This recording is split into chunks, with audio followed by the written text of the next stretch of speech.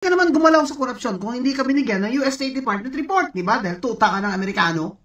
Magandang araw mga kababayan at pag-uusapan po natin ang pagpapaliwanag ni Mike Defensor, dating congressman, sa buhay na witness na si Master Sergeant Cutesa, ang nag-iisang buhay na testigo na nagtuturo na si Martin Romualdez Saldico ay dinadalhan niya ng basura. Ang tinutukoy niya is mali-malitang pera na galing umano sa nakaw mula sa flood control project, kung baka galing pa sa iba't ibang proyekto at iba't ibang ahensya ng gobyerno na kanilang kontrolado at kinukunan ng porsyento.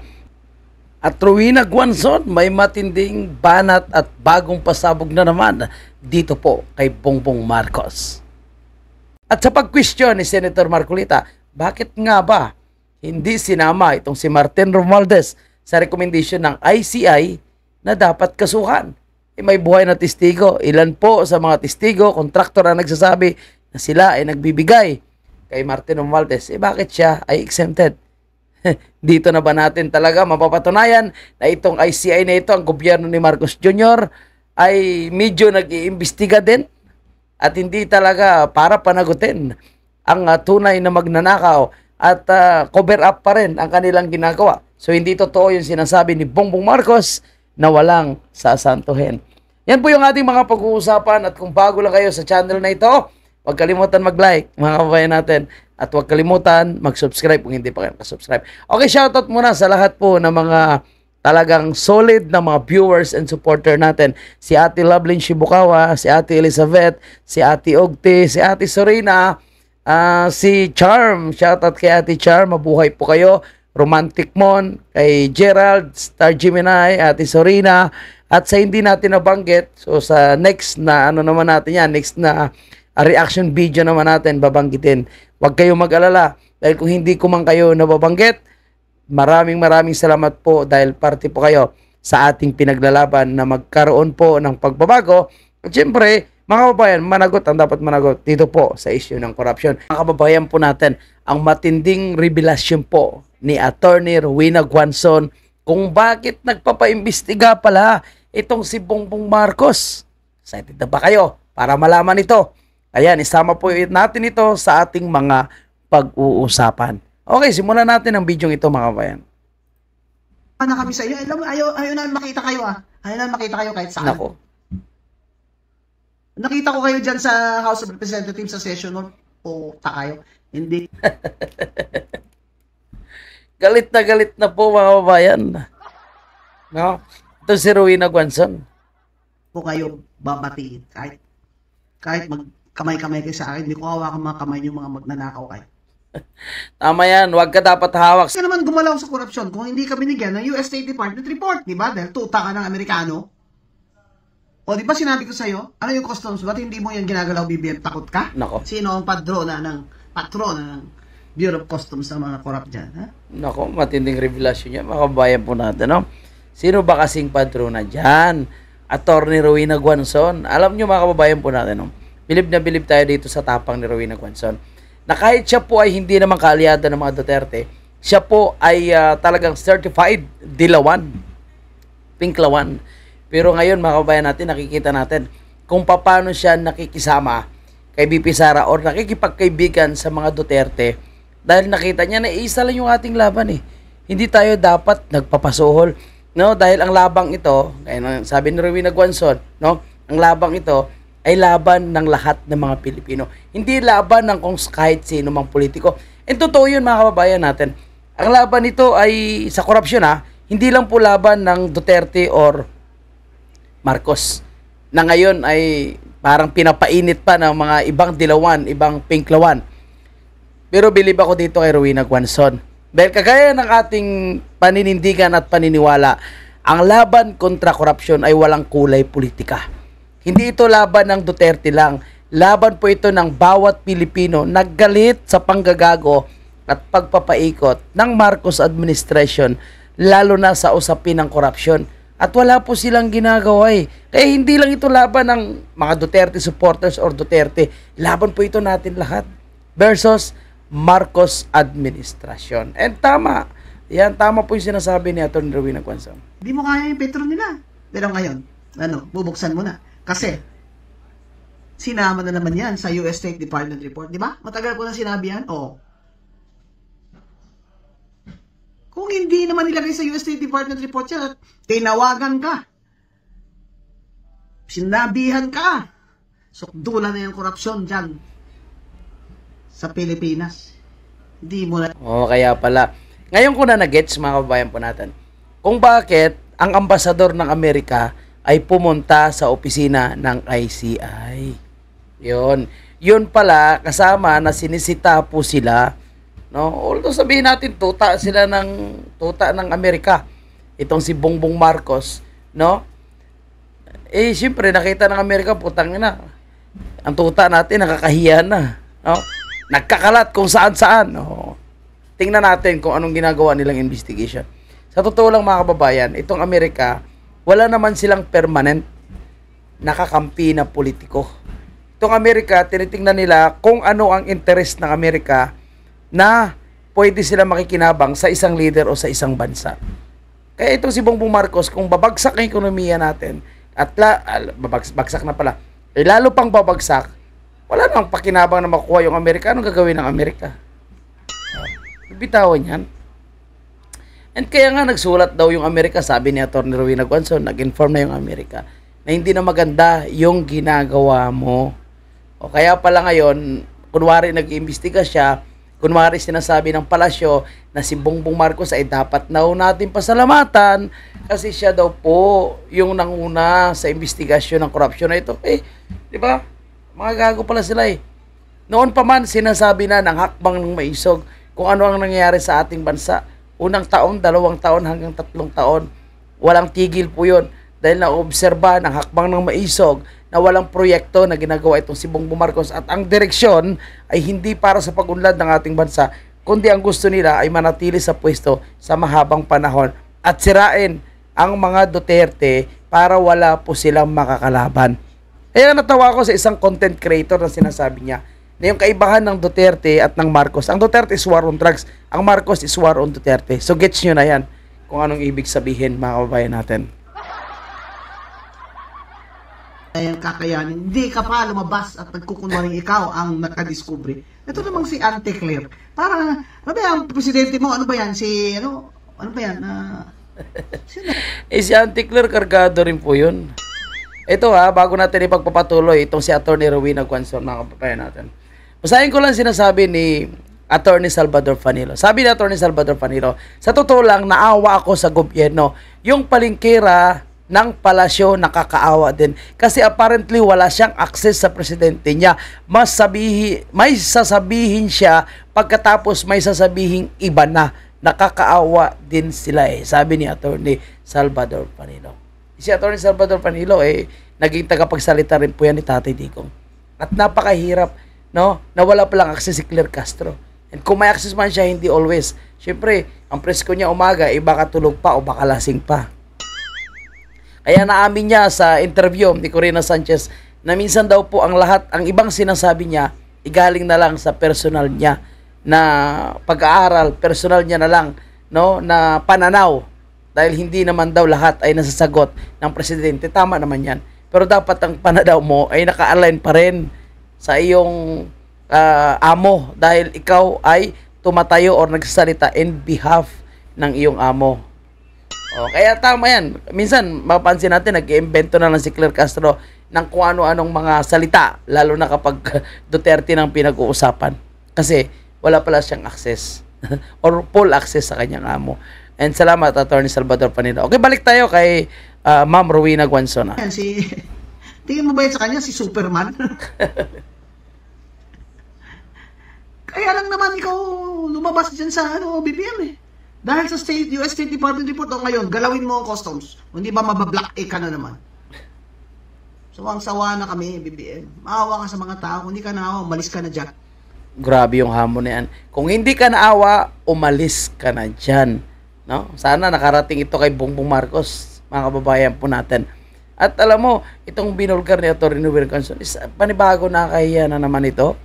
Na ipagmamalaki ni Claire Castro na si Bongbong Marcos yung nag-initiates para imbestigahan ng issue sa corruption. Sabi ko nga, matagal na po nagsalita sa issue ng corruption. Yung pagbibenta ng ginto, no? Yung pagbibenta ng shares and assets, yung pagbaba ng ating ekonomiya, pagbahal ng tubig, kuryente, yung pinangako niyang bigas. O ngayon, dahil gusto niya ipaalam, may 20 pesos na akong bigas. Ibudol naman, hindi naman lahat makaka-avail. Pati yung mga nilindol, binagyo, binintahan. Kung hindi pa naman tanga, kung hindi pa naman muntanga, no? At ngagba, gagawin ba yan ng isang matinong pag-iisip? Binaha, binagyo, nilindol, bigitahan mo ng 20 pesos na bigas. Dapat libre na yun. Sabi ni Rowena Guanzon, ayan, mag-resign ka na. Okay, punta tayo dito sa mga grupo naman, mga kababayan, na medyo lumalaban sa corruption. Ito yung grupo ng mga makakaliwa.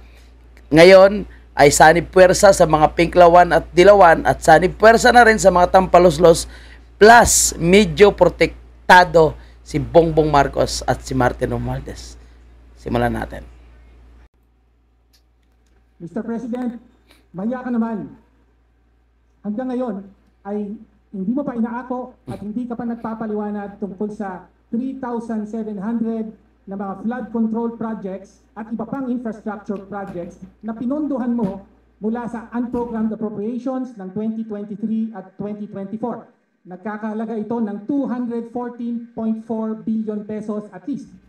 Saan nanggaling ang pondo? Kinuha mo mula sa pondo ng PhilHealth. Saan napunta ang pondo? Kung merong napunta dyan sa kickback, sa kurakot, sa SOP, sa overpriced, sa substandard o sa ghost na mga proyekto, direktang responsibilidad mo ito bilang tanging approving authority, no, ng bawat ginagastos mula sa unprogrammed appropriations. Okay, so yan lang po yung kanilang medyo pinaglalaban. Okay, paliwanag mo, kini-question nila kung saan daw po ni Bongbong Marcos pinagkukuha at sinama sa kanilang pag-question, bakit daw po hindi binabalik ang budget sa PhilHealth. Actually, yan din po yung ating sigaw. Dapat ibalik yan. Pero tayo po ay straight tayo. Na gusto natin mapanagot sila, hindi yung medyo dapat panagutin lang. Dahil ang grupong ito, matagal na po nating sinusubaybayan sa kanilang mga pagrarales, lagi na lang nila sinisigaw, Marcos Duterte panagutin. Impeach Sara daw. Yun ang kanilang sinisigaw. Pero ang usapin dito is corruption. At ang isa po sa mastermind sa pagnanakaw ay tinuturo ngayon at lumalabas sa iba't ibang mga testigo ay si Martin Romualdez at Saldico. Kaya ang panawagan, dahil si Bongbong Marcos ang nagperma ng budget, hindi lang dapat paliwanag, dapat Marcos resign at ikulong si Martin Romualdez na nag-resign na bilang House Speaker. O kagaya nito yung bayan muna, ano ba yung mga background ng mga organisasyon na ito? Wala sila ditong sinasanto na kahit anong administration o kahit sinong presidente, hindi nila sinasanto yan at gusto nila lagi sirain at sila po ay nag-iingay kahit maganda pa ang ginagawa. Ngayong hindi maganda ang ginagawa ng administrasyon ni Marcos Jr., sinakyan nila para sila po ay makapag-recruit at makapagpalakas ng kanilang hanay. Kaya sa mga kababayan po natin, piliin po natin, kilalanin nyo po kung ano po ang organisasyon na inyong sinasamahan. Kasi sa katapusan ng 30, sa katapusan ng Nobyembre o Nobyembre at 30, sila po ay gagawa ng 1 kilos protesta. Huwag kayo magpaninlang, baka magulat kayo ang inyo palang pinaglalaban, no? Ay na labanan ng corruption, yung mga magnanakaw, sila rin pala yung nagpupunto sa kanila para paikutin ulit tayong mga Pilipino. Pinapaikot tayo ngayon ni Bongbong Marcos Yung mga ito, kunwari, nagsisigaw. Pero, i-challenge mo sila na isigaw nila na mag-resign si Marcos Jr., ayaw nila. So, okay lang sa kanila na magnanakaw ang nakaupo sa gobyerno, no? Wag lang mag-resign at wag lang si BP Sara ang uupo. At ngayon, kasama sa kanilang pakikipaglaban sa corruption, ginagamit na naman nila ang issue ng confidential fund ni BP Sara na matagal na po na-resolve yan at sinasabi ng Supreme Court, unconstitutional ang impeachment na ito dahil alam ng Supreme Court na ito po is highly politically motivated lang. At walang katotohanan yung mga accusation na sinasabing paglustay sa CIF dahil lahat po ay may resibo. So ginagamit nila yan. Mag-ingat po kayo mga kababayan natin dahil mukhang gusto nilang paupuin na presidente ay kapwa nila magnanakaw at kapwa po nila na mga kaliwang grupo. mga kababayan natin. Ayaw sa Amerika, pero mukhang may mga natatanggap tayong impormasyon na yung Amerika din, yung mga nagbibigay ng tulong donation sa mga grupong ito para mag-ingay sa kalsada, mga kababayan po natin. Ulit, mag-ingat po kayo sa mga grupong ito, sa mga organisasyon na ito na inyong sinasamahan. Okay, punta na po tayo dito sa interview ng Isiminay kay Congressman Mike Defensor. Ano nga ba ngayon ang kalagayan nitong si Master Sergeant Cotesa? Nasaan na po ba siya ngayon? Siya po ba ay ligtas? Samantala, dinideny po ng Armed Forces of the Philippines na kinupkup nila itong si Master Sergeant Cotesa. Sinasabi nila hindi totoo yan, sinungaling yan. Wala sa aming baluarte, wala sa aming poder itong si Master Sergeant Cotesa. Pero ang sinasabi ni Mike Defensor ay nasa kamay ng mga Marines. Pwede naman kasing nasa kamay ng mga Marines, pero hindi yung nasa aktibo. Protektado ng mga Marines, pero wala sa loob ng kampo. Diba? At kung sino mang Marines ang nagpoprotekta nito, retirado man o aktibo, siyempre confidential yan. Pero ang gusto lang sabihin ni Congressman Mike Defensor na wag dapat mag-alala ang mga Pilipino dahil ligtas itong si Master Cotesa dahil sinasabi niya nga Marines yung umahawak. At nakita niyo naman kahit Marines, no? May mga tangkang siya po ay gurgurin. At kagaya ng sinasabi ni Senator Marcolita, pinatutuhanan niya ang sinabi ni Mike Defensor na muntik ng gurgurin itong si Cotesa at buti na lang naagapan nila at nahuli nila yung taong gustong gumawa ng paggurgor kay Master Sergeant Cotesa. Sana po nila yon, no? Pipilitin nila yon na mapaamin kung sino talaga yung nagutos para itumba itong si Cotesa. At hindi tayo maninibago sa mga ganyang klaseng galawan nila dahil nakita naman natin ngayon kung ano ang gusto nilang gawin sa mga taong lumalaban. Imagine mo, buhay na testigo pero gusto nilang busalan at patahimikin, gusto pang gurgurin. Yung nagsalita ngayon na si Kiko Barsaga, gusto nilang kasuhan, gusto nilang patanggal. O si Manong Chabet, talagang matapang na nawagan sa mga kabataan na makiisa sa mga malawakang kilos protesta. Anong ginawa? Binuhay ang kanyang kaso na plunder nung siya ay mayor pa. So, matagal-tagal na po na panahon yung mga bayan po natin. So, obvious masyado kung sino yung mga tinatarget. And now, Senator Bongo, na sinasabi, may sabwatan daw po ang company ng pamilya ni Senator Bongo at ng mga Diskaya noong panahon ni Tatay Digong. So, para lang makunik po nila, okay, magharap tayo ng ibang isyo na pwede nating i-divert. At ang galit kay Marcos Jr., ay malihis nila at mapunta sa mga Duterte. Pero palagay ko lang sa akin lang mga kababayan po natin, ito po ay hindi mangyayari sapagkat gising na ang taong bayan. Okay, wag na natin patagalin. Let's go. Pakinggan natin ang interview ng Isiminay kay Congressman Mike Defensor, mga kababayan. Ano pong masasabi nyo po dahil doon sa mga una ninyong panayam sa media, nabanggit nyo po na nasa kamay ng mga Marine itong si Orly Goteza. Pero may paglilinaw po sa panayam din sa Philippine Navy kung saan under itong Philippine Marine Corps at sinasabi nila na wala daw sa kanilang kustodiya po, Kong Mike. Well, actually, Admar, sa tunay sa lahat, ako'y siyempre nirespeto natin kung ano man yung mga binanggit ng ating Philippine Navy at kung meron mang nanggaling napayag mula sa Philippine Marines. Kasi siyempre, alam mo, medyo siguro, no? Hindi rin naman maganda dahil medyo mapolitika tungkol sa binato, maraming mga anggulo na lumalabas, maraming batikusan. And, yeah, of course, as an institution, talaga namang dapat di sila ma-involve. Ako lang naman, ang binanggit ko, ito yung impormasyong aking natatanggap. Ito yung impormasyon na nare-release sa akin. Dahil hindi naman ako direct contact kay Sergeant Cotesa. Yun naman pala, mga kababayan natin.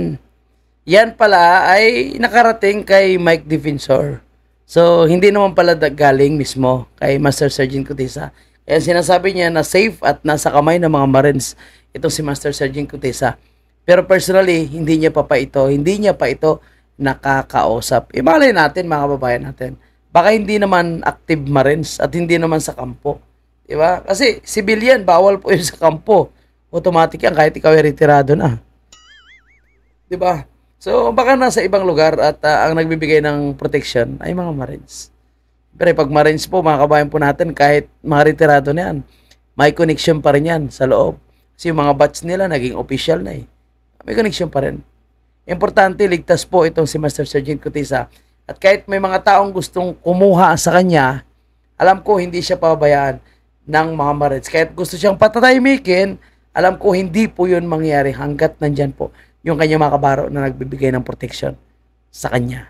Diba? Bagamat ganun, sa akin naman palagay, hindi naman ito usapin ng bring me, di ba? Yung sa party, di ba? Bring me this, bring me that. Hindi naman ganito ito contest eh. Ang akin is, may sinabi si Sergeant Cotesa, kung batay doon, nakikita nilang may kahalagahan at dapat pang-imbestigahan, sa akin palagay, dapat yun ang tingnan nila. At kung meron man na kailangan na ninaw pa si Sergeant Cotesa, o nais lang patawag, ako, ang aking paniwala, nandiyan naman doon sa kanyang affidavit, yung kanyang lisensya, nandun yung kanyang address, siguro, magandang ipadala doon at doon din sa Philippine Marines. Kung sakali man, bagamat hindi maaaring wala sa kustodya nila, pero naniniwala naman ako na maaari nilang matunton. Kasi kung ako talaga, Admar, hindi hindi ganun kadali sa akin. Maraming, hindi direct ako siya nakakausap, hindi ko siya wala akong nakakausap sa kanyang pamilya, kundi dumadaan din ako sa mga tulay na nagbibigay lang ng mga informasyon o kung di kaya nagbibigay ng pahayag kung ano yung kanyang kondisyon. Ako naman kasi ang aking pagmula ng Senate Committee presentation sa kanya, yun lang ang tanong ko, kung kamusta siya, kung safe ba siya, kung okay ba siya. Siyempre, yun naman ang ating unang kailangang banayan para sa taong to dahil binanggit ko nga, Admar, sa lahat ng naging testigo dyan sa investigasyon, yung taong yan ang walang interes. Lahat ng lumabas sa investigasyon nila, may kinuwang pera, bilyon-bilyon, kasama sa kontrata, may hatian. Itong si Cotesa talagang puro, walang pinagperahan to, hindi kasama sa sindikato to, hindi kasama sa usapan to. Yung kanya pananaw lang niya para sa bayan. Ayan po, tama po yung sinasabi ni Mike Defensor, di ba? Na sa lahat ng mga humaharap dyan, ng mga witnesses, resource person, si Master Cotesa lang yung hindi magnanakaw at hindi kasama sa mga iskandalos ng pagnanakaw sa flood control. Lahat dyan eh. Contractor, DPWH, no, yung mga nandyan. Si Master Cotesa hindi po kasama dyan. And ako naniniwala dito sinasabi ni Mike Defensor na dahil itong si Master Cotesa ay galing po sa Marines at ang kanyang linya ay ang pagkalap ng intelligence, mga kababayan po natin. Hindi basta-basta yan mag-direct kay Mike Defensor, mag-direct kay Senator Marcolita, kundi may mga taong dinadaanan. Kaya, gaya na sabi niya, hindi rin siya direct makapag-contact dito po kay Master Sergeant Cotesa at ganoon din po si Senator Marcolita. At kung may nagsabi sa kanya na nasa Marines, di papaniwalaan niya yun dahil yun ang nagbibigay sa kanya ng impormasyon. At dahil hindi naman talaga pwede yung mga civilian sa loob ng kampo ng Marines o ng Navy, so malamang nasa mga retired yan. Basta't nandyan po sila nagbibigay ng protection kay Master Sergeant Cotesa. Okay, so tuloy tayo. Nakikita niya, ito pala yung pera na dapat sa flood control, ito pala yung pera na sinasabi sa korupsyon, na nagugulat sila dahil napakalaking halaga ang nakikita nila sa bawat panahon. Opo. Kung sa huling impormasyon na nakuha niyo po, ligtas po itong si Cotesa. Kasi meron ka rin nabanggit sa panayam na merong tumawag sa iyo na media na parang tinambangan o pinagbabaril ba? Ano ba yung kwento noon na Kong at yung latest information mo about sa kalagayan ni Cotesa? Yes, actually, Edmar, tama yun. May tumawag na kaibigan sa media at nung binanggit yun, nagulat din ako. Ang una kong tanong is, ano yung source? Nung nabanggit na medyo talagang credible yung source. Ibig sabihin, hindi naman kwento-kwento lang at meron din namang, kumbaga, din na posisyon.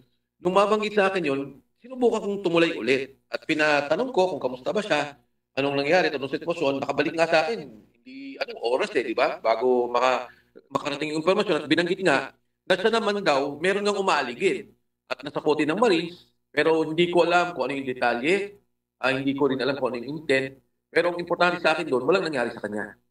Opo, at kung ito nga po ay nakuha niyo po yung mga impormasyon na ito, ibig sabihin lang na mabigat yung daladalang impormasyon nitong si Cotesa kasi umabot na sa punto na gusto nang ipahamak yung kanyang buhay. Paring ganun, Admar, kasi nga... Tama yun, di ba? Kasi kung sinasabi nitong ni Ping Lacson, wala, hindi ka panipaniwala itong testigo na si Master Cotesa, bakit po siya pinapagorgor ngayon? Yan palang magtaka tayo mga kababayan natin. na talagang natatamaan yung taong kanyang pinapangalanan. Martin Romualdez and si Saldico. Natatamaan po sila. Diba? And bakit ganun na lang din? Napansin ko ha, dito po kay Tuta, mga kababayan po natin, at kay Ping Lacson. No? Hindi makapagsalita na maayos. Ngumunguya ako ng kindi dahil inaanto ako habang ginagawa ko ang video ito. Kasi napansin ko lang dito, mga kababayan po natin, lalo na itong si Pinky Lacson na ito and si Tuta Soto, masyado po nilang binababa yung credibility nitong si Master Sergeant Cotesa. Gusto nilang palabasin na hindi ito kapanipaniwala. Gaya nito ngayon, nag-call out daw, sabi nito, Lacson call out the claim that Cotesa is in the Marines Corps custody. So sinasabi nga ng Marines na wala daw po sa kanila itong si Master Sergeant Cotesa. Siyempre, no, kung may mga kumukop-kop, ito lang makabayan natin. Kung may mga kumukop-kop, nakabaro niya, palagay nyo sasabihin nila. Palagay nyo sasabihin nila kay Ping Lacson, sasabihin nila sa kanilang official, which is alam nilang bawal.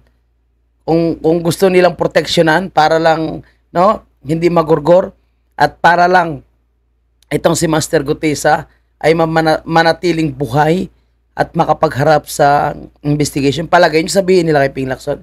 Palagay nyo yung mga Marines na yan, sasabihin nila sa kanilang official. Palagay nyo sabihin nila kay Ping Lacson. Ilalo na ngayon ang gobyerno natin kontrolado ang lahat na nakaupo sa pwesto. Lalong-lalo na po, no, itong mga matataas na official ng ating Armed Forces of the Philippines at ang ating kasundaluhan. Palagay nyo magtitiwala kung ang Marines na ito ay pinoproteksyonan nila itong si Master Cotesa? Siyempre hindi. Ay ang sasabihin ni Ping Lacson, sinungaling, ay wala naman pala si Cotesa sa Marines.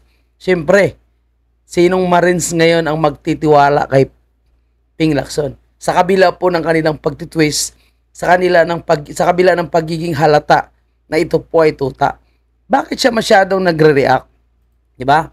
Bakit siya masyadong apektado kay Master Cotesa? Ang tanong natin, Ping Lacson, ikaw ba ang pinangalanan ni Master Sergeant Cotesa? Hindi naman. Si Martin Romualdez and Saldico, bakit masyado mo silang pinoprotektahan? Yan. Yan ba yung sinasabi natin? Ang asong protektado ang kanyang amo, alam nyo na yan. Pinapakain yan ng maayos, pinapakain yan ng masasarap. Kaya ganyan na lang niya kamahal ang kanyang amo. Sige lang, pakita mo lang na protektado mo si Martin Romualdez and si Saldico. And ang taong bayan ay nakatingin sa'yo, Ping Lacson. Sayang po dati kang pulis, PNP chief. Tapos ganyan yung paninindigan mo ngayon. Kung saan tumanda ka na, tapos ganyan ka, wala na, no? Magiging parte ka ng history ng Pilipinas na kinakampihan ang mga magnanakaw sa kaba ng bayan. Yan ang mangyayari kay Ping Lacson dito, mga bayan natin. Kung hindi niya ayusin ang kanyang ginagawa ngayon. Diba? Kaya at ito naman, si Master Sergeant Cotesa ay magiging bayani ng sambayan ng Pilipino dahil sa kanyang paninindigan. Tama, di ba? Mga kababayan natin. Okay, so tuloy tayo. Kung ano man yung intention, kung meron kumbaga, kung sinistake out siya, tinitingnan kung nasan siya, kung ano bang ginagawa niya, kahit na kung hindi nila pinapahalagan yung sinasabi nito, o sa tingin nila walang kwenta yung sinasabi nito, o sa tingin nila kasinungalingan ang sinasabi ni Sergeant Orly Gotesa, hindi sila aabot sa ganung mga hakbangin. Kaya tama yung binanggit mo, Admar, na medyo talaga namang maraming nabahala doon sa mga binanggit at sinambit ni Sergeant Orly Gotesa. Siya lang yun, siya lang ang katangi-tangi na witness na sinabi kung paano yung dalaan ng pera, kung paano nila inaayos yung bilyong-bilyong pera, hindi lang milyon, nilalagay sa maleta, dinideliver kay Saldico doon sa doon sa bahay niya talaga sa Valle Verde. Pagkatapos, i-deliver doon sa bahay niya sa Shangri-La, sa Horizon, sa BGC. At pagkatapos noon, i-deliver daw kay Speaker Martin Romualdez. So, kay Sergeant Orly Gotesa lang ang nanggaling ang ganitong impormasyon. Opo, balikan ko po yung issue po doon sa notaryo. Kung meron po ba kayong nakikita na parang hinahype, na para bang dinudungisan yung kanyang kredibilidad, at mabigat ba tong issue ng notaryo doon sa bigat ng kanyang testimonya na talagang pinanumpaan pinagtatanong siya doon sa Senado at nagawa naman niyang depensahan ang kanyang pinanumpaang salaysay, Kong. Kung nakita mo naman, Admar di ba kumbaga sa tao, walang ano to, walang dalawang yung nauutal o makikita mong direkta yung kanyang mga sagot kung ano yung nangyayari. Ayun, tama po mga kabayan po natin. No? Direkta, hindi nag-uutal. Kasi alam natin na, alam din ng mga congressman, alam din ng mga senador, alam din mismo si Ping Lacson, no? Kapag ang tao ay nagmemorya lamang ng script, kagaya ng kanila accusation, at inaakusahan pa niya si Senator Marcolita na kasabwat at mukhang director at gumawa ng script, dapat ang tao mag-uutal-utal. Kasi kapag hindi galing sa puso mo, hindi mo kayang banggitin yan ng dire-diretso. Pero tingnan mo si Gutesa, mga kabayan natin. Panoorin nyo ang kanyang pagharap. Huling pagharap niya kasi tinigil agad nila. At abangan natin ang susunod. Kasi ako naniniwala, no, nahaharap pa rin itong si Master Sergeant Gutesa. Kahit anong banta pa, anong delikado pa sa kanyang buhay. Napasubo na siya eh. Kumbaga, no, wala na. Kung hindi siya magpapakita, hindi siya harap, parang pinatunayan niya na siya ay trolls lang or fake witness, tanim witness lang. Kaya dapat tumarap siya at makipagsagutan siya dito kay Lacson. Durugin niya itong si Lacson. Maraming kwento pa nga si Sergeant Gutesa na wala na doon sa sulaysay niya dahil hindi na naman kailangan sigurong kasama. May mga sinasabi pa siyang operasyon sa media. Nasabi ko, Sarge, huwag na sigurong kasama yan kasi hindi na naman yan kailangan dyan sa issue. Mga operasyon na ginagawa. May mga nabanggit pa nga doon sa ibang ahensya ng gobyerno, hindi lang sa DPWH. But nevertheless, Admar, yung dito sa usapin ng notaryo, nagtataka lang ako kasi sa akin, Admar, no, nung pinapakinggan ko, sinubaybayan ko yung Blue Ribbon Committee hearing, dalawang tao ang talagang labas ng pangalan. Si Mark Tecsay at si Paul Estrada.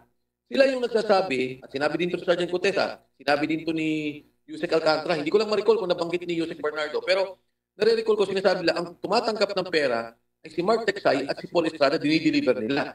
So, ibig sabihin, maraming alam itong mga taong to kung sino ang nagdi-deliver ng pera. Kasi natanongin ko Sergeant Gutesa, sabi niya, ang dami siya dumadating na pera, pero hindi ko naman alam kung kanino galing. Ang nabanggit nga lang niya na medyo, nasabi niya, no, na aktual, ay si Congressman Eric Yap.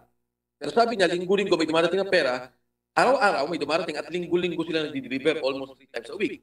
So, kung titingnan mo, ito yung dalawang taong kumakamada sa buong operasyon ni Congressman Saldico na nung panahon na yun ay chairman ng Committee on Appropriations. Sila yung nagpopondo sa lahat ng proyekto ng gobyerno. Hindi pinatawag.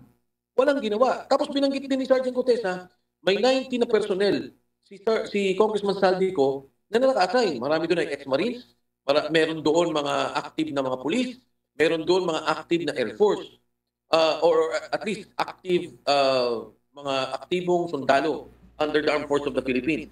Wala din So, actually itong sinasabi ni Gutesa at muli binabanggit po ni former Congressman Mike Defensor, dapat lahat po yan ay iharap. Dapat yan ay ipatawag, di ba? Imagine nyo, congressman pa lang. Ang dami niya pong mga gwardiya. Samantala ang ating vice presidente ay tinatanggalan nila ng gwardiya. Di ba? So, diyan mo makikita na yung gobyernong ito ay napakalaking isang dedikato at napaka-unfair para sa ating mga Pilipino. Kasi kung sino pang magnanakaw, siya pa ang protektado. Tingnan nyo lang, yung sumugod yung mga grupo, no, na galit dito sa korupsyon sa Mindiola. Sunod-sunod na pagsugod yun, iba't ibang grupo at iba't ibang organisasyon. Anong ginawa po nila? Binakura nila ng sobrang kapal. Diba, pinakita ko sa inyo mga kababayan natin. Ilang layer yon ng barbed wire ang kanilang nilagay. Meron pa mga metal barrier. Tapos ang katutak na pulis, libo-libong pulis pa ang kanilang binantay, no? Kanilang dineploy doon. Tapos mayroon pang isang napakalaking bumbero, no, na talagang nakahanda na doon. So, bakit ganon sila katakot? Kasi ang taong bayan hindi naman susugod yan kung matino ang nakaupo sa pwesto. And ganon din po doon sa mga bahay ni Martin Romualdez, bahay ni Saldico. nung nagbanggit itong si Congressman Kiko Barsaga, tara na, punta tayo doon sa National Village, tara, punta tayo doon sa Forbes Parks. Punta na, libo-libong pulis yung diniploy nila doon. Bahay ng mga magnanakaw, no, ay protektado ng mga pulis. So, alam nyo, sa mga ganitong klaseng pagkakataon, ganitong klaseng sitwasyon, dapat maging patas naman po yung pulis natin. At hindi naman nila ipagtulakan, hindi naman parang turing nila sa tao na mga nagrarally ay mga masasama na, sapagkat ang nila pinaglalaban dito ay ang karapatan ng bawat Pilipino.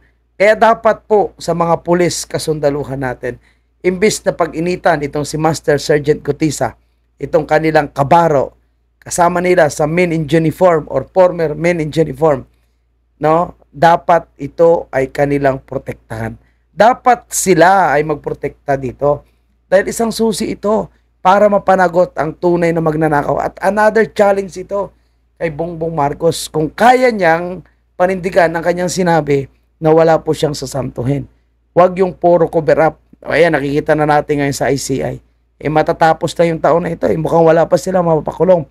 Dahil ayon po sa lumalabas na mga impormasyon, yung pag-iimbestiga at kung gusto mo talaga mapakulong, kung tamang proseso o yung proseso na nangyayari sa ating bansa, 3 taon pala ang proseso bago magkaroon ng pinanadesisyon sa mga ganitong klaseng pagnanakaw. 2028 na po yung decision. So, ibig sabihin hanggang 2028 pa bago magpakulong itong si Bongbong Marcos. Imagine nyo, ito pa mga kababayan po natin, no, na talagang halata po na ginagago at pinapaikot-ikot ang sambayan ng Pilipino. Yung air assets nitong si Saldico, nakalabas ng Pilipinas na hindi malang nila naharangan. Anong ginagawa ng AKAP na ito? Yan ang sabi ng AKAP ay nakikipag-coordinate po sila sa ating counterpart na Malaysia. Kasi mukhang nasa Malaysia daw. Bakit nyo pinayagang makalabas at bakit nakalipad yan? Kung hindi otorisado ng ating bansa, ano yung purpose ng ating monitoring, yung mga satellite po natin, di ba? Kasi kung illegal na lumabas yan at walang permiso, hindi ba pwede nilang harangin yan? O hindi hinarang dahil talagang otorisado at may utos ng mula sa itaas? Imposible po na makalabas yung mga ari-arian ni Saldico. And then wala na po yan. And palagay ko kahit yung mga pera, yung mga ari-arian ni Martin Romualdez Saldico at ilan pa ng mga kongresista, malamang na-dispatcha na yan dahil sa kanilang delaying tactics, no? Ganun man din yun, no? Kunwari bagal-bagalan para bago matapos sa investigation, wala na. Wala na ring mababawi. Imagine mo, ilang bilyon na ang kanilang babawiin daw sa anomalyang flood control, 5 billion. Putang ina. Ilang trilyon ang pinag-uusapan dito. And then, ito pa yung nakakagalit dito sa gobyernong ito, sa pinamumunuan ni Bongbong Marcos, mga kababayan natin, imbis na tutukan ang investigasyon sa kanyang administrasyon sapagkat nandito ang korupsyon, abay gusto pang balikan ang 2016 kung saan sinimulan po ni Presidente Duterte yung kanyang belt. At yun talaga, makikita mo, wala kang kikwestiyonin kung nasaan yung pera napupunta. Dahil tulay, kalsada, Boracay, Manila Bay, no? Subway, MRT7, ano pa, ang dami, no? LRT1, extension doon sa Parañaque. Ang daming ginawa ni Presidente Duterte. Irrigation. So, ang dami, kaya wala ka talagang ma-question. And of course, batas, no? Passport, driver license, at marami pang iba. Kaya wala kang may question o saan yung pera ng Pilipinas. Walang ginawa si Duterte, ninakaw lang. Ano ninakaw? Inandyan lahat, nakikita mo lahat yung mga proyekto. Yung mga tulay, iba, yung mga skyway sa iba't ibang parte ng Pilipinas. Ang dami po. And walang nare-report na substandard or ghost project. Dahil ganon kahigpit yung administrasyon ni Tatay Digong. At mayroong ahinsya ng gobyerno na nagbabantay sa kanila. Ngayon, ito na naman.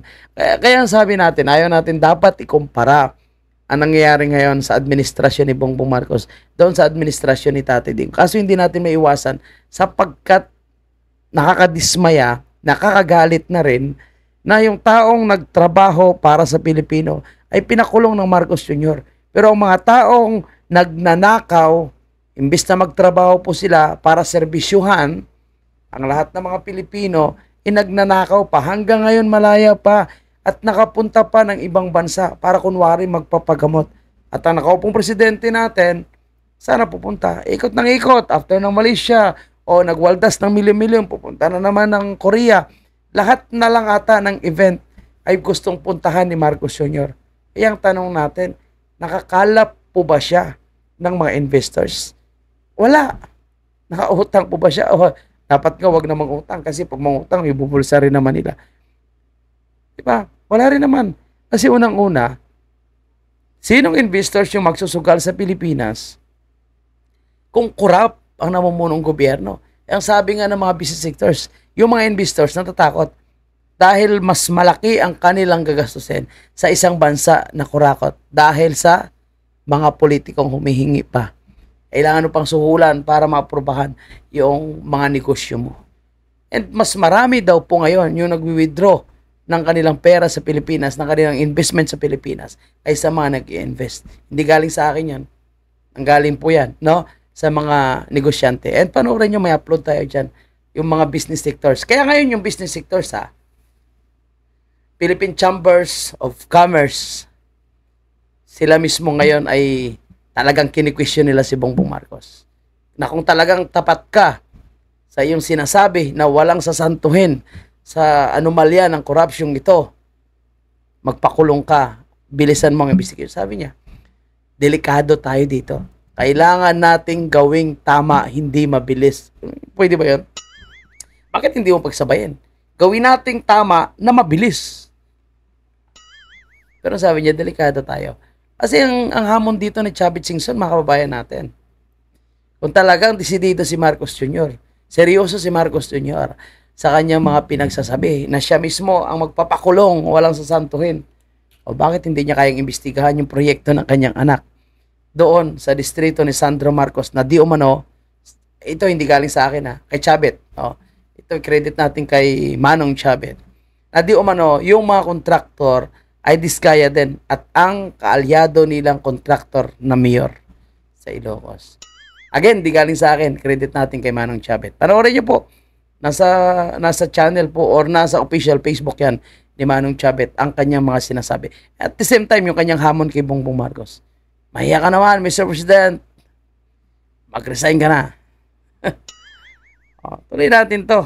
Tawag. So nagtataka ako, bakit napupunta kay Gutesa na malito, yung notaryo, yung ganito, di ba dapat kung nais talaga natin resolve itong problema at makita talaga natin kung anong pulot dulo ng lahat, sundan natin yung sinasabi ni Sergeant Gutesa. Ngayon, kung sasabihin ng mga kasama niya, hindi totoo yan, o walang sinabi ng sinungaling yung sinasabi ni Sergeant Gutesa, hindi tayo magdebate. Pero ang importante, dito yung sinasabing daan kung anong nangyari. Para bang, Adman, sinabi ng tao, dito yung magnanakaw umakyat sa bakod na to, tatlo po sila, ang nakita ko itong taong to. Tapos ang tinatanong, paano kayo umakyat ng pader? Hindi naman kayo makakit. Para bang nalihis sa issue ng ang nangyari, nagpunta sa detalye. Wala namang connection, walang ibig sabihin sa buong kaso ng korupsyon at flood control projects. Masyado ba? Why was not Martin Romualdez not included? Okay, so yun po ang sabi nga dito, kung bakit sino pa yung gustong magtestigo, bakit siya pa kayo ng pinag-iinitan. At ang chairman pa ng Senate Blue Ribbon Committee, mukhang nangunguna sa pagsira ng credibility nitong si Master Gutesa. Okay mga kababayan po natin, kung nandito pa kayo, nanonood pa kayo, palike naman ang ating video. Okay, lipat po tayo dito sa ating panibagong topic. Ito continuation po sa in-upload natin na video kahapon, kung saan si Senator Marcolita ang nagpapatunay at nagsabi na kung ano pong sinasabi ni Mike Defensor, yung dating congressman, na di umano'y muntik ng gurgurin itong si Master Gutesa, sinasabi niya rin na nakatanggap din siya ng ganong klaseng impormasyon. At buti nga, nahuli daw po ng Marines itong gustong gumurgur sa kanya. Kaya dapat pigain yung itlog nun, yung nahuli nila, para paaminin kung sino talaga yung nag-utos.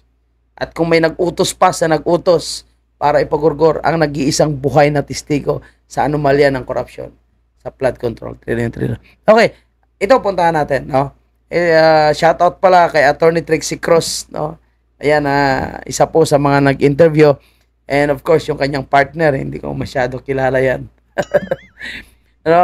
Nag-interview kay Senator Marcolita patungkol po kay Master Sergeant Cotesa. At alam niyo po mga bayan po natin, isa na ngayon sa pinag-iinitan at sinasabing dapat kasuhan o isama sa kaso ay itong si Senator Marcolita. Wow!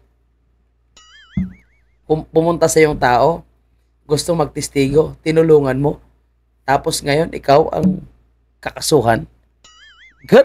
Gano'n na ngayon kagarapalan. Gano'n na ngayon ano tawag ito? Kagarapalan, kakapal ng mukha yung mga namumuno sa ating bansa.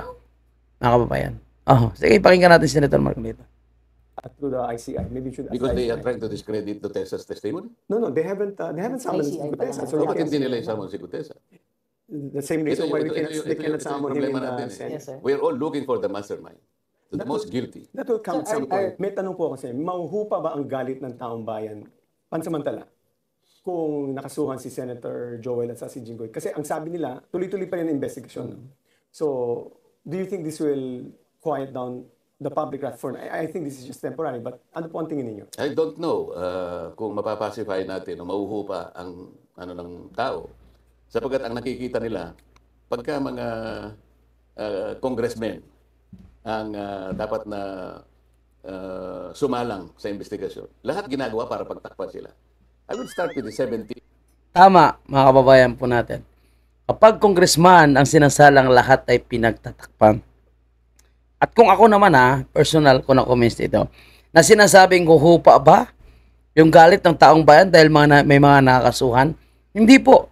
Lalong sasabog sa galit ang mga Pilipino dahil alam nila na hindi ito yung mga dapat kinasuhan. Hindi ito ang dapat sinisentruhan ng investigation. At kung sila man ay involved, dahil hindi naman natin sinasabing malinis itong si Joel Villanueva at si Senator Chingo Estrada, dahil tayo ay wala din po tayong personal na knowledge kung ano po yung kanilang ginagawa. Kung naniniwala man tayo na sila ay malinis, so yan po ay personal natin na pananaw. Pero kung totoo na sila ay malinis o hindi, depende yan sa takbo ng investigation. Pero bakit sila ang inuuna? Sapagkat hindi naman po sila yung involved sa mga insertion. And beside, ang mga insertion na nangyayari, ang mag-approve ay ang bicameral. And of course, meron pang small committee na naka-approve. Na sinasabi nga ni Congressman Tovichanco na yung small committee, yung sumasala, doon after pa ng bicameral sila, gumagawa ng panibagong editing sa budget. So hindi kasama si Jinggoy at si Joel Villanueva. At sabi nga mismo ni Joel Villanueva, siya ay nakikipaglaban sa maanumalyang flood control na ito from the start. Kaya nagulat siya bakit siya ay kasama sa mga gustong kasuhan ngayon at idinidiin. Dahil daw ba sapagkat ang kanyang binanggit na mga pangalan ay si Martin Romualdez and si Saldico. Ay lalong magalit ang tao ay hindi sila ang inaasahan na dapat unahin or kasuhan. Sino ba yung itinuturo na dinadalhan ng mali-malita? Sino ba yung tinuturo na may hawak ng kaban ng bayan? Diba? Saldico and Martin Romualdez. Bakit iba yung naunang kinasuhan? Palagay nyo itong mga district engineer, itong mga contractor na ito, makagalaw ito sila kung walang mga pinalanong insertion para sa mga ganitong klaseng pagnanakaw. Sabi nga ni Senator Marcolita, di ba? Hindi siya sigurado kung huhupa yung galit ng taong bayan. Initial congressmen identified by the discarder. And then, let me go back to the 67 contractors, congressmen intimated by Senator P. Contractors, you mean? Sinabi niya I have a list of 67 Wow, contractors. Ang dami. Hindi ba nagtataka bakit isa man lang wala siyang tawagan? What about the 70? Kaya nga gusto ko malaman, kung tatawagin niya si Martin Romualdez, make him appear before the committee. Para makapagtanong naman kami. Sana hindi closed door, na? Walang closed door yan. Wala na magagaling ng taong bayan kung Sa i-close ICI. door. Yung ICI, kaya siguro siya. hindi masyadong naniniwala ang tao dyan because hindi alam ng tao eh. Ang tao, interesado sila. Why? This is their money. Correct. Alam mo yun, sabi ko nga hanggang ngayon naghahanap ako kung paano isasagot ko sa kanila eh. I hope I can bend the law. Why? Sabi nila, Senator, tulungan mo naman kami. Kami kahit na ganito kami kahirap, pinipilit namin magbayad ng buwis. Ganito pala kanya kinapuntahan ng buwis namin. Pwede bang ilaban mo naman kami para wag naman kaming magbayad ng buwis kahit sa 2026 lang? Eh, parang What am I nangyayari- supposed to tell them? Agreed, sir. But- If I can bend the law, I will ask the BIR. Pero alam niyo ho, Huwag mong subukan yan. Masisira ang buhay mo. Huwag ka na magbendalo, Senator Marcolita. Yung magbebend ng law, hayaan mo na yan. Hayaan mo na yan si Erwin Tulfo at the same time itong si Boyeng Remulla. Ay yung mga Tulfo, itong mga bangag na ito, no? Hayaan mo na lang sila magbend ng law. Huwag na lang tayo. Dahil hindi matutuwa yung mga Pilipino dyan. mukhang nangyayari na because I understand from the reports of the finance department, the collection has gone down because primarily the people are so Hindi natin, frustrated. hindi natin madi-discount yan kasi Correct. galit nga yung tao eh. But if I want the people, I want to please them. Pwede ko bang i-bend man lang ang batas? Kahit konti lang, para mapagbigyan ko ito. Kasi nga, yung kanilang sentimiento, Attorney Edwin, Attorney Tracy, valid eh. Pera nila ito eh. Edwin pala yan. Nagsikap sila. Luha, dugo ang kanilang ginugol dito. Pagkatapos makikita nila, ganun lang palang kapupuntahan. Correct. Masama pa ekonomiya. It's a- Masakit yung pagbayad ng buwis This is a nila. valid expression of anger because of what we've seen right now po eh. So talagang everybody is mad at that's why yung mantra, yung chant ngayon, ikulong na yan, mga kurakot eh. O tapos ang gagawin nila, para lang ma-sway sa ibang direksyon, si Gutesa ngayon papapanagutin. Anong mali niya? Binigay lang niya yung papel doon sa window nung kung sino man yun. Ayun nga, di ba? Obvious masyado sila. Si Gutisa yung kanilang pinag-initan. Alam nyo, ang sabi nga ni Mike Defensor, di ba? Sa lahat ng mga witnesses and resource person na humarap sa pagdinig ng Senado, si Master Sergeant Gutisa ang hindi sangkot sa pagnanakaw. Siya ay trabahante lang na nagdadala ng basura sa bahay ni Martin Romualdez, Saldico, Tayap. Siya lang yung nagdadala. Hindi niya alam na ito pala ay galing sa nakaw. Dahil sila nga ay trabahante lang ni Saldico. Tapos siya ngayon ang gustong pag-iinitan at sinisira yung credibility. Kaya ako sa totoo lang, mga kababayan po natin, no? Lalong nanggigigil ang mga Pilipino ngayon dito po kay Pinky Lacson, mga kababayan po natin. Imagine mo, sabihin niya ba, hanggat saan pa abot ang panluloko? Putang ina mo, ikaw yung manluloko, ikaw yung tunay na manluloko. Niloloko nyo ang taong bayan at pinapaniwala nyo sa inyong mga kasinungalingan. Di ba? Sino manluloko ngayon? Hindi nyo na manluloko ang taong bayan dahil may internet na. Unang-una, no? Nakikita na ng taong bayan kung ano yung takbo ng investigation. At kapag nabanggit itong si Martin Romualdez and Saldico, bigla kayong titigil sa hearing nyo. At magre-resign ka. Tapos ngayon, babalik kayo. Dahil ba nakapag-usap na kayo ng panibagong strategiya? O baka strategiya talaga yon ni Tota Soto, Ping Lacson at ng kanyang mga kasabwat, o ipansamantala mo na ikaw ay mag-resign. Kunwari na chairman ng Senate Blue Ribbon Committee. Para ano natin, masabi natin na talagang itigil muna natin ang hearing. Kasi nga walang chairman. 'Di ba? Yun pala ay nag-isip lang ng strategiya kung ano ang gagawin para lang mabago itong takbo ng investigation. Kaya ang sinasabi ditong si Ping Lacson na may witnesses daw po siya. May surprise witnesses na ihaharap, no, sa November 14. Bakit surprise pa? Bakit hindi mo na lang sabihin, napakamaritis mo naman na isang lalaki, senador at dating PNP chief, mahilig sa sorpresa. And then, pagdating ng panahon, kagaya nung nangyari sa 67 na mga kontraktor, hindi niya kayang banggitin. Walang pinagkaiba to kay Bongbong Marcos. Kaya itong si Ping Lacson actually, duda ko na nanalo lang ito. Hindi dahil sa suporta at boto ng taong bayan. Talagang nanalo lang ito dahil sa pumilik. Yan po yung aking paniniwala. Alam mo yung lugar na yun, pinakunan ko na litrato eh. Alam mo nakalagay na paskil doon, Attorney Edwin, Attorney Trixie? Notary Public 24/7. Yung mga abogado doon, hindi na natutulog yun. Oo nga. Parang ano. Chances are, that lawyer, Grabe naman, oh. Yung nagno-notary 24/7. Kaya niya ba magperma 24/7? Tapos kaya pinag-iinitan nila na yung pumerma daw sa notaryo is fake. Eh, paano yun? 24/7. Perma ano yun? Molto. Eh, parang ano pala yun? Parang si Bongbong Marcos, no? Natutulog pero nagtatrabaho. Tatrabaho yung kanyang ulirat. Kung sino man yun, hindi siya talaga pumipirma ron. But Yes. he assigned somebody na pipirma sa kanya. And that is the violation of the notarial law. Let's Hindi ko na maintindihan itong nangyari nung panahon niya. Nag-hearing kami, darating si Boying Remulla, the Department of Justice, kukunin niya yung isang resource person, dadalhin sa NBI, pagdating niya, merong supplemental affidavit. What is this? What is the arrangement between the Blue Ribbon Committee and the DOJ? And then silang dalawa ni Senate President Soto, pupunta sa ICI, makikipag-meeting doon, pagkatapos babalik sa. What is the arrangement between the Blue Ribbon Committee and the ICI vis-a-vis the DOJ? Wala pa lang.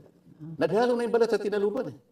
Sir, yung mga diskaya, sinabi na nila dun, speaking of ICI, sabi na nila dun sa ICI that they're not going to appear anymore or hindi na sila magko-cooperate sa ICI. Sa tingin nyo, mag-appear pa sila sa Senate Blue Ribbon? I don't know. But they have content powers kasi in the Senate. So, They should. papatawag pa rin kaya Kasi sila? siguro na, ito sa supposition ko lang naman, siguro nawala sila ng interest dahil sa, sabi mo, they asked for protection under the Witness Protection Program. Ako naman, ang nalalaman ko, we can provide that because under the law, Section 4 of the WPP, they can be processed. Mag-apply sila. Were they provided they were already provided protection. Diba? Hindi nga eh. Kasi nung ako ang Blue Ribbon Committee, doon sa kanilang sworn statement, humihingi sila ng witness protection. So as the chairman, sumulat ako sa Senate President, at that time, si Chis Escudero. Kaya lang hindi nagkaroon ng katuparan yon dahil habang ginagawa ko pala yun, nagkudita na kami. So ayaw ng pagbigyan ni Sen. Oh, kinodita nila eh. Kaya talagang ano yon, planado yon, no? Para ipitin po itong mga diskaya. Anyway, shout out po kay Attorney Trixie, napakagaling and napakalmado lang po talaga magtanong itong si Attorney Trixie.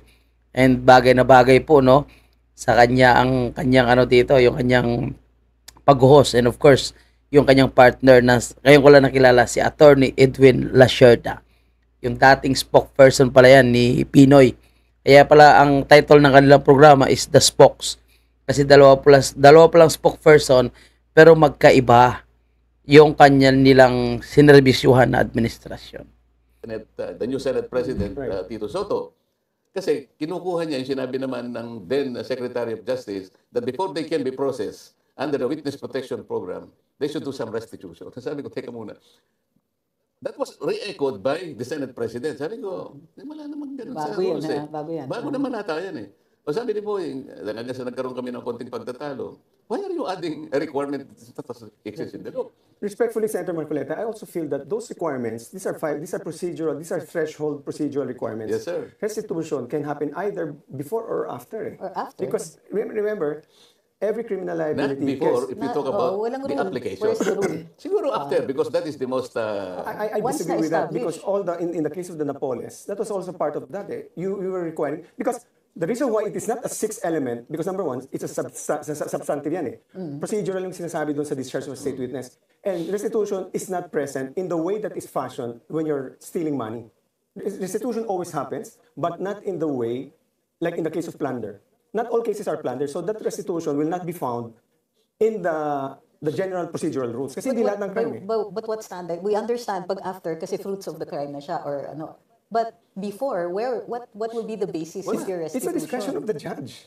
No, but this one, nag-a-apply pa siya. Okay, wala pa sa judge. Wala pa. Nag-a-apply siya kasi WPP pa lang. kailangan i-process mo siya under the law. WPP pa lang. Wait. Hindi Dalawa pa- ho hindi pa yan eh. court. There were two things, if I recall. One was protection, and one has to be discharged as state As witness, state which witness. is yung mas importante sa kanila yun. Hindi, ganito yan kasi Section 3, di ba?